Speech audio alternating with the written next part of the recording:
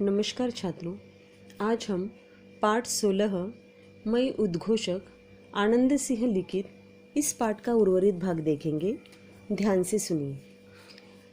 कल की तासिका में हमने मंच संचालक आनंद सिंह जी ने उनके जीवन में एक सफल संचालक बनने के लिए क्या क्या कठिनाई आई, उन्हें कौन कौन से अनुभव मिले, इसकी जानकारी हम कल हमने देखी।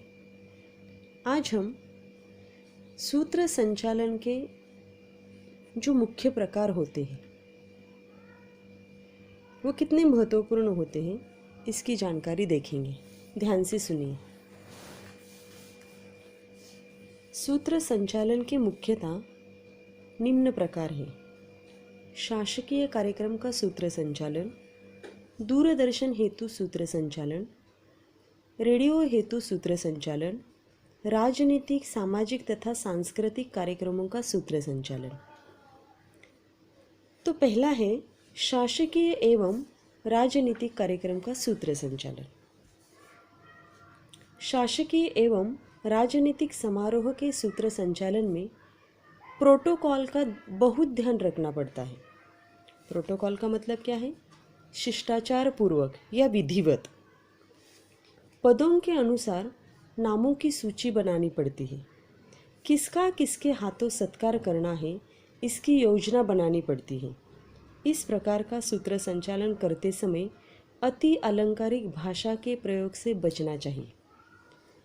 तो यहाँ पर लेखक आनंद सिंह जी ने शासकीय या राजनीतिक कार्यक्रम का सूत्र संचालन करते समय कौन कौन सी बातों की ओर ध्यान देना आवश्यक है, ये बताने का प्रयत्न किया है कि इसमें जब हम सूत्र संचालन करते हैं तो अलंकारिक भाषा का इस्तेमाल नहीं करना चाहिए।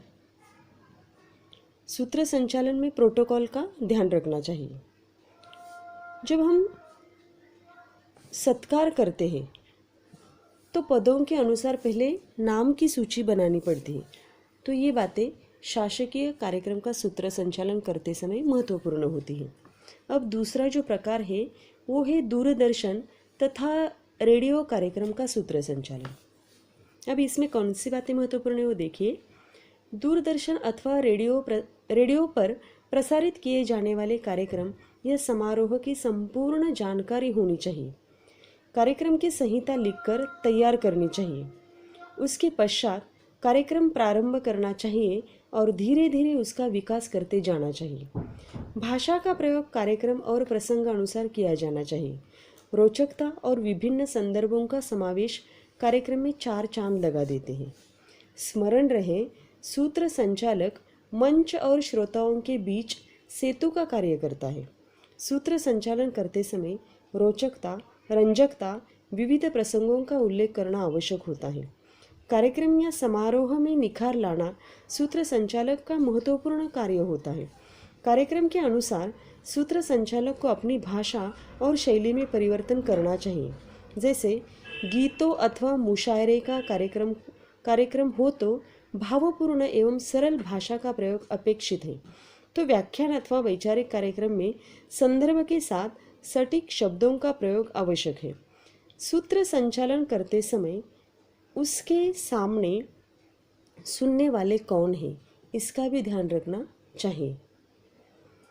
अच्छे मंच संचालक के लिए आवश्यक है अच्छी तैयारी। वर्तमान समय में संगीत संध्या, बर्थडे पार्टी या अन्य मंचीय कार्यक्रमों के लिए मंच संचालन आवश्यक हो गया है। मैंने भी इस तरह के अनेक कार्यक्रमों के लिए सूत्र संचालन किया है। जिस तरह का कार्यक्रम हो, तैयारी भी उसी के अनुसार करनी होती है। मैं भी सर्वप्रथम ये देखता हूँ कि कार्यक्रम का स्वरूप क्या है। सामाजिक, शैक्षिक, राजनीतिक, कवि सम्मेलन, मुशायरा या सांस्कृतिक कार्यक्रम, फिर उसी रूप में मैं कार्यक्रम का संहिता लेखन करता हूँ। इसके लिए कड़ी साधना व सतत प्रयास आवश्यक है। कार्यक्रम की सफलता सूत्र संचालक के हाथ में होती है। वह दो व्यक्तियों, दो घटनाओं के बीच कड़ी जोड़ने का काम करता है। इसलिए संचालक को चाहिए कि वह संचालन के लिए आवश्यक तत्वों का अध्ययन करे। सूत्र संचालक के लिए कुछ महत्वपूर्ण गुणों का होना आवश्यक है। हंसमुख, हाजिर जवाबी, विविध विषयों का ज्ञाता होने के साथ साथ उसका भाषा पर प्रभुत्व होना आवश्यक होता है। कभी कभी किसी कार्यक्रम में ऐन वक्त पर परिवर्तन होने की संभावना रहती है। यहाँ सूत्र संचालक के भाषा प्रभुत्व की परीक्षा होती है।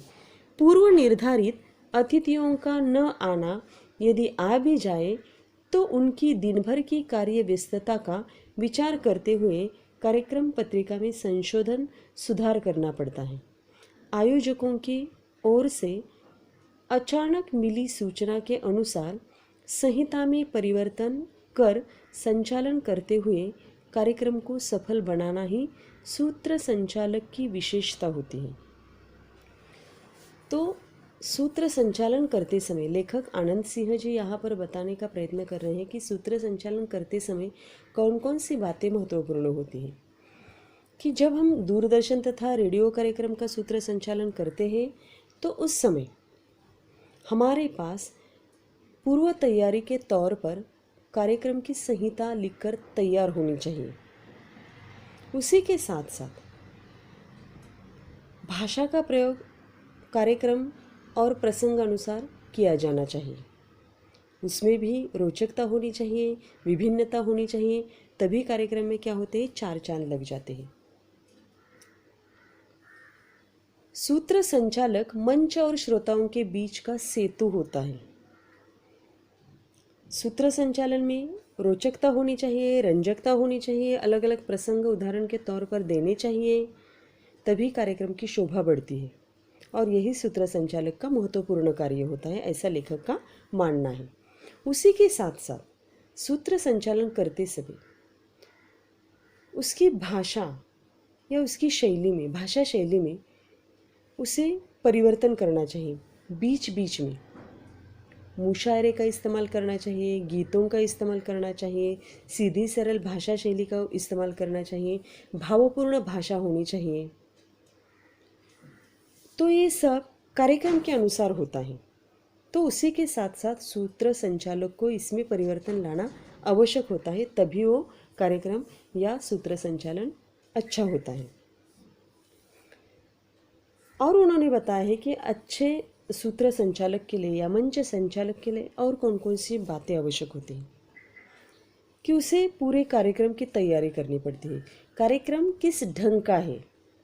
आज हम देखते हैं कि संगीत संध्या या बर्थडे पार्टी होती है, तो उसका सूत्र संचालन कैसा होना चाहिए, इसका भी अभ्यास सूत्र संचालक को पहले ही करना पड़ता है, तभी उसका सूत्र संचालन अच्छा होता है। तो यहाँ पर लेखक बताते हैं कि मैं भी सर्वप्रथम ये देखता हूँ कि कार्यक्रम का स्वरूप क्या है। सामाजिक हो या राजनीतिक, शैक्षणिक, कवि सम्मेलन हो, तो उसमें क्या क्या करना चाहिए, या मुशायरा हो या सांस्कृतिक कार्यक्रम हो। तो कार्यक्रम के अनुसार पहले सूची बनानी पड़ती है, सूची या संहिता लेखन करना पड़ता है, यानी नियोजन करना आवश्यक होता है, तभी वो कार्यक्रम अच्छा बन सकता है, तभी सूत्र संचालन अच्छा हो सकता है, ऐसा लेखक का कहना है। उसी के साथ साथ सूत्र संचालन का जो महत्वपूर्ण गुण है वो हंसमुख होना चाहिए, हाजिर जवाबी होना चाहिए, अलग अलग विषयों का उसे ज्ञान होना चाहिए, भाषा पर उसका प्रभुत्व होना चाहिए, तभी वो अच्छा सूत्र संचालन कर सकता है। पूर्व निर्धारित अतिथियों का न आना, कई बार ऐसा होता है कि कार्यक्रम में अतिथि नहीं आते हैं, लेकिन उसने जो सूची बनाई उसमें उसका नाम होता है, तो प्रसंग अवधान जिसे हम कहते हैं, या प्रसंग के अनुसार उसमें बदलाव या परिवर्तन उसे करना चाहिए या सुधार करना चाहिए।